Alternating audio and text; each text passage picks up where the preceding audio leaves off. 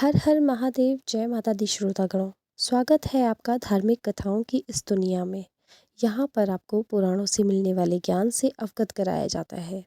आज की कथा में हम जानेंगे व्यास जी की तपस्या और वर प्राप्ति तथा सुखदेव जी का अपने विवाह के लिए अस्वीकृति देना और व्यास जी का सुखदेव जी को श्रीमद् देवी भागवत महापुराण पढ़ने के लिए कहना। शौनक आदि ऋषि कहते हैं, हे सूत जी, आपने हमें पहले ही बतला दिया था कि असीम तेज वाले व्यास जी ने कल्याणकारी समस्त पुराणों की रचना करके उन्हें सुखदेव जी को पढ़ाया था।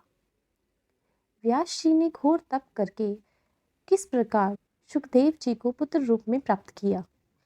व्यास जी के मुख से जो कुछ भी आपने सुना है वह सब हमसे विस्तार पूर्वक कहिए।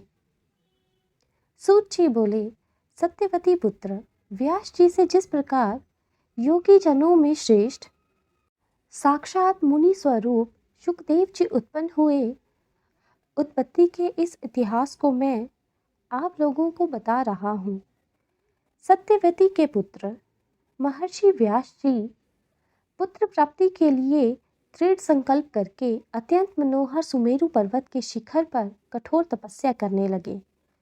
नारद जी से सुने गए एकाक्षर वाग बीज मंत्र का जप करते हुए तपोनिधि व्यास जी पुत्र प्राप्ति की कामना से महामाया को अपने ध्यान में केंद्रित करते हुए मन ही मन में सोच रहे थे, अग्नि, भूमि, वायु एवं आकाश, इनकी शक्ति से संपन्न पुत्र की मुझे प्राप्ति हो। इस प्रकार वेद व्यास जी निराहार रहते हुए 100 वर्षों तक सदाशिव भगवती की आराधना में लीन रहे। अनेकाश विचार करते हुए महर्षि व्यास जी इस निष्कर्ष पर पहुँचे कि शक्ति ही सर्वत्र पूजनीय है। निर्बल प्राणी लोक में निंदा का पात्र होता है और शक्तिशाली की पूजा की जाती है।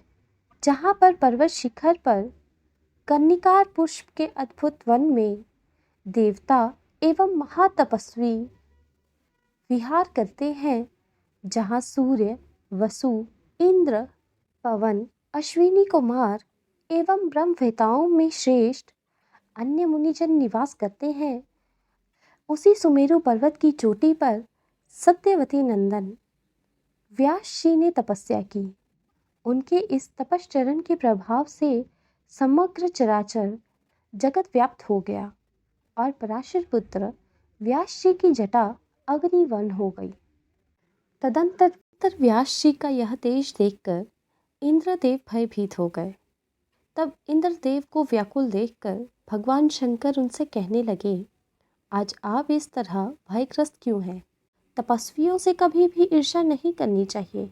शंकर जी के ऐसा कहने पर इंद्र उनसे बोले, व्यास जी ऐसा तप किस लिए कर रहे हैं? उनकी क्या मनोकामना है? हे महादेव, हमें बताइए।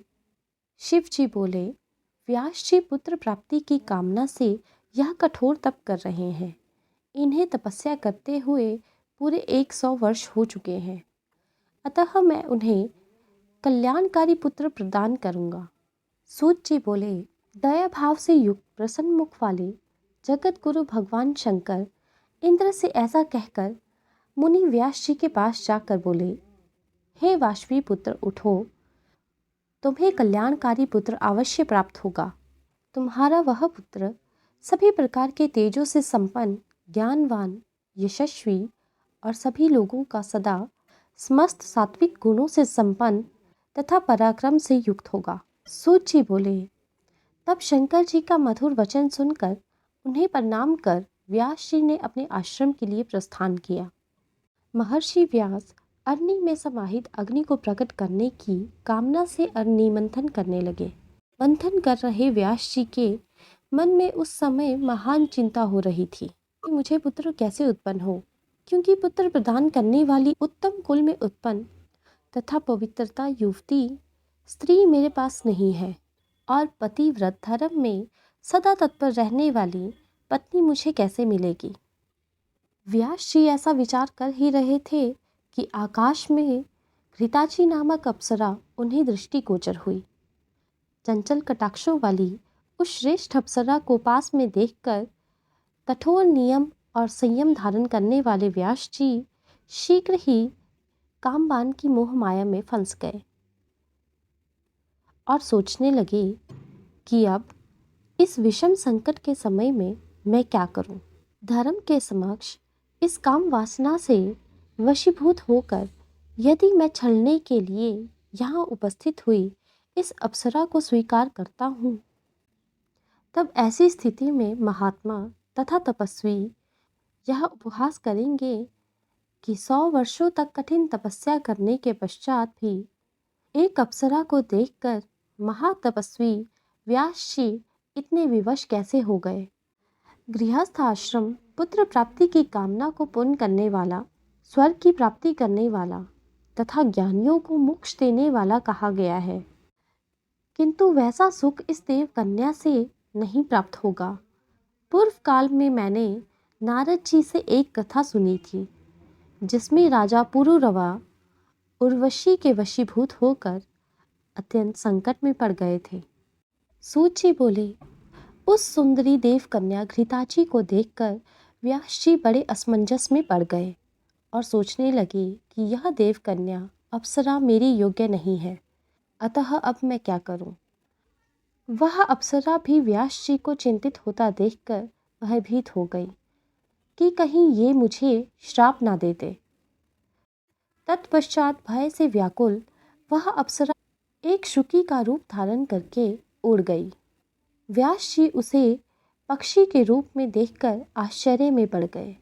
उसे देखने मात्र से ही व्यास जी के शरीर में काम का संचार हो गया और काम का प्रवेश हो जाने के कारण उनका मन अत्यंत विस्मय में पड़ गया। बड़ी धीरता के साथ मन को रोकने की चेष्टा करते हुए भी उस चंचल मन को वे व्यास मुनि वश में करने में समर्थ नहीं हुए। इस प्रकार घृताची द्वारा मोहित तेजस्वी व्यास जी का मन अनेक यत्न करने पर भी भावी संयोग के कारण उनके वश में न हो सका। इसी बीच मंथन करते समय एकाएक उनका तेज उस अरनी पर गिर गया, किंतु उसके गिरने पर ध्यान न देकर वे अरनी मंथन करते रहे। उस अरनी से उन्हीं के सदृश्य शुक उत्पन्न हो गए। अरनी से उत्पन्न वह बालक विस्मय पैदा करते हुए उसी प्रकार सुशोभित हो रहा था जिस प्रकार हवन करते समय आहुति पड़ने से प्रकट अग्नि दीप्तिमान हो उठती है। उस पुत्र को देखकर यह क्या, ऐसा सोचकर व्यास जी अत्यंत विस्मय में पड़ गए और विचार करने लगे, कहीं यह पुत्र शिवजी के वरदान से ही तो उत्पन्न नहीं हुआ है। व्यास जी ने दिव्य अग्नि के समान तेजस्वी पुत्र को बड़ी प्रसन्नता से देखा और पर्वत के नीचे उतरकर गंगा जल से उसको नहलाया। उस समय आकाश से उस शिशु के ऊपर पुष्पों की वर्षा होने लगी। व्यास जी ने उस महात्मा शिशु का जात कर्म आदि संस्कार किया। उस समय देवताओं ने मृदंग बजाए तथा अप्सराओं ने नृत्य किया। उस बालक के दर्शन की अभिलाषा करने वाले नारद जी और गंधर्वराज प्रसन्न होकर शुक के जन्म पर गान करने लगे। उत्पन्न होते ही वह अति तेजस्वी शिशु शीघ्रतापूर्वक बड़ा हो गया। तब वैदिक विधि विधान से व्यास जी ने उसका उपनयन संस्कार भी कर दिया। उत्पन्न होते ही रहस्यों तथा संग्रहों सहित सभी वेद उन महात्मा के समक्ष वैसे ही उपस्थित हो गए जैसे उसके पिता व्यास जी में विद्यमान थे। अरनी मंथन के समय मुनि श्रेष्ठ व्यास जी ने घृताची अप्सरा को शुकी के रूप में देखा था, इसलिए उन्होंने इस बालक का नाम शुक रख दिया। शुकदेव जी ने बृहस्पति को अपना आचार्य मानकर विधिवत ब्रह्मचार्य व्रत धारण किया। गुरुकुल में निवास कर रहस्यों तथा संग्रहों सहित सभी वेदों तथा धर्मशास्त्रों का अध्ययन करके तदंतर गुरु को दक्षिणा देकर वे शुकदेव मुनि अपने पिता व्यास जी के पास आ गए। शुकदेव को आया देखकर व्यास जी ने शीघ्रता के साथ प्रसन्नतापूर्वक उठकर बारंबार उसका आलिंगन किया। तत्पश्चात व्यास जी सुखदेव जी के विवाह के विषय में सोचने लगे। एक दिन परम तेजस्वी व्यास जी ने सुखदेव जी से किसी सुंदर मुनि कन्या की चर्चा की। उन्होंने अपने पुत्र सुखदेव से कहा, तुमने वेद तथा सभी धर्मशास्त्रों का अध्ययन कर लिया है, अतः अब तुम विवाह कर लो और गृहस्थ आश्रम में रहकर देवताओं और पितरों का यजन करो। हे पुत्र, तुम सुंदर स्त्री को स्वीकार कर मुझे भी ऋण से मुक्त कर दो। अपुत्र की गति नहीं होती, उसे स्वर्ग कदापि नहीं मिलता। इसलिए हे महाभाग पुत्र, अब तुम गृहस्थ आश्रम में प्रवेश करो। हे पुत्र, गृहस्थी बसाकर मुझे भी आनंदित करो। हे पुत्र, कठिन तपस्या करके मैंने तुम्हारे जैसा अयोनिज पुत्र पाया है। तुम देवता रूप हो, अतः मुझे ऋण मुक्त करो। सूत जी बोले। ऐसा कहने वाले व्यास जी के पास उपस्थित सुखदेव जी ने गृहस्थ आश्रम में अनुरक्त अपने पिता से कहा। सुखदेव जी बोले, हे महामते, हे धर्मज्ञ, हे वेद व्यास जी, आप क्या कह रहे हैं? मुझ शिष्य को आप तत्व ज्ञान का उपदेश दें। मैं आपकी आज्ञा का पालन करूँगा। व्यास जी बोले, हे पुत्र, तुम्हारे लिए मैंने कष्ट सहकर जो तपस्या की और शिव जी की आराधना की है, उसके फलस्वरूप मैंने तुम्हें पाया है। सुखदेव जी बोले, हे तात, आप बताएं कि इस मनुष्य लोक में भला विपत्ति रहित कौन सा सुख है? बुद्धिमान लोग दुख से युक्त सुख को सुख नहीं कहते। स्त्री के वश में रहकर मैं कौन सा सुख पा सकूंगा? हे तात, इस संसार में आत्मज्ञान को छोड़कर कौन सा सुख है? जो संसारिक सुख में फंसे रहते हैं, भला उनसे बढ़कर मूर्ख कौन होगा? जो अज्ञानी, मंदबुद्धि तथा अभागे मनुष्य हैं, वे इस मानव जन्म को पाकर भी पुनः बंधन में पड़ जाते हैं। व्यास जी बोले, जो मन से बंधन मुक्त है, वह गृहस्थ आश्रम में रहते हुए भी मुक्त हो जाता है। गृहस्थ आश्रम से बढ़कर कोई दूसरा आश्रम देखा या सुना नहीं गया है। वशिष्ठ आदि आचार्यों और तत्वज्ञानियों ने इसका आश्रय ग्रहण किया है। मेरे पिता पराशर जी भी धीरव की कृष्णवर्णा कन्या को देखकर कामबाण से आहत हो गए और उन्होंने नाव पर ही उसे स्वीकार कर लिया था। ब्रह्मा जी भी अपनी कन्या को देखकर काम से पीड़ित हो गए थे और बेसुध होकर उसके पीछे दौड़ते रहे। तब शिवजी ने उन्हें रोका। अतः हे कल्याणकारी पुत्र, तुम मेरा हित वचन मान लो और किसी कन्या से विवाह करके सनातन वेद मार्ग का पालन करो। सुखदेव जी बोले, हे पिताजी, सर्वदा दुख देने वाले गृहस्थ आश्रम को मैं कभी भी स्वीकार नहीं करूँगा। यह आश्रम सभी मानवों के लिए सदा बंधन स्वरूप है। धन धान्य की चिंता में व्याकुल लोगों को सुख कहाँ दिखाई देता है। निर्धन और लोभ वशीभूत मनुष्य अपने ही परिजनों द्वारा सर्वदा कष्ट पाते हैं। किसी तपस्वी को तप करते हुए देखकर स्वर्ग लोक के स्वामी इंद्र भी चिंतित हो उठते हैं और उसके तप में अनेक प्रकार के विघ्न करने लगते हैं। ब्रह्मा भी सुखी नहीं है और मनोरम लक्ष्मी को पाकर भी विष्णु भी सुखी नहीं है।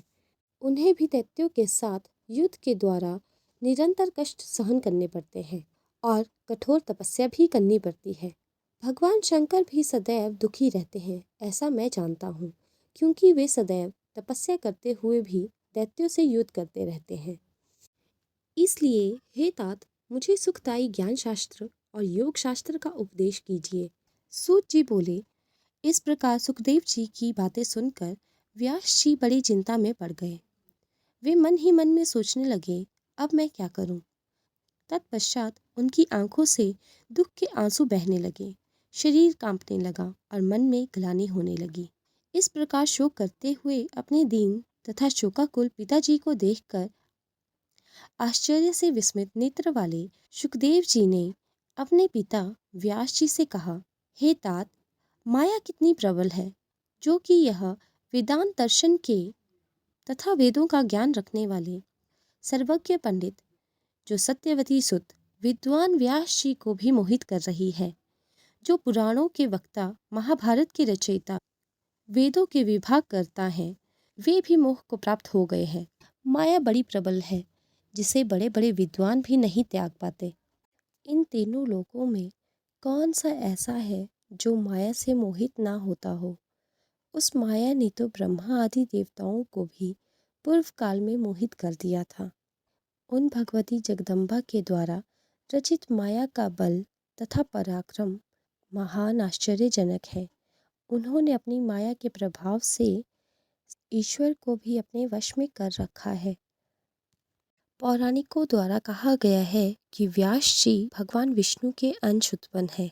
आज वे भी माया के वशीभूत होकर एक साधारण व्यक्ति के समान अश्रु बहा रहे हैं। माया बड़ी प्रबल होती है, जिसे बड़े बड़े विद्वान भी नहीं त्याग पाते। सूत जी बोले, सब कारणों की एकमात्र कारण, सब देवताओं की जननी तथा ब्रह्मा आदि देवताओं की स्वामिनी आदि शक्ति भगवती को मन से स्मरण करके शोक सागर में डूबे हुए अपने दुखी पिता व्यास जी से अरणी पुत्र सुखदेव जी ने इस प्रकार नीति युक्त वचन कहे, हे महाभाग, आप तो स्वयं सब लोगों को ज्ञान देने वाले हैं। आप ऐसा शोक क्यों करते हैं, जैसे कोई साधारण व्यक्ति करता है। इस समय मैं आपका पुत्र हूँ, परंतु यह कौन जानता है कि पूर्व काल में मैं कौन था और आप कौन थे। यह संसार तो महात्माओं के लिए एक भ्रम मात्र है। अतएव आप धैर्य रखें, विवेक धारण करें तथा मन में खेद ना करें। इसे मोहजाल समझकर आप शोक का परित्याग करें। भूख भोजन से मिटती है, पुत्र देखने से नहीं। प्यास भी जल पीने से मिटती है, केवल पुत्र दर्शन से नहीं। इसी प्रकार सुगंधित पदार्थ से नाक को तथा अच्छी बातों से कानों को एवं स्त्री से विषय सुख का आनंद मिलता है। हे महामते, आप मुझे अपनी बुद्धि से ऐसा ज्ञान दीजिए जिससे मैं गर्भवास जनित महान भय से मुक्त हो जाऊं।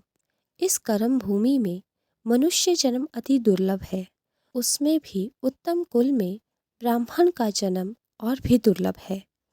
सूत जी बोले, असीम बुद्धि वाले अपने पुत्र सुखदेव के ऐसा कहने पर व्यास जी ने शांत और संन्यास आश्रम के लिए उत्सुक मन वाले सुखदेव जी से कहा।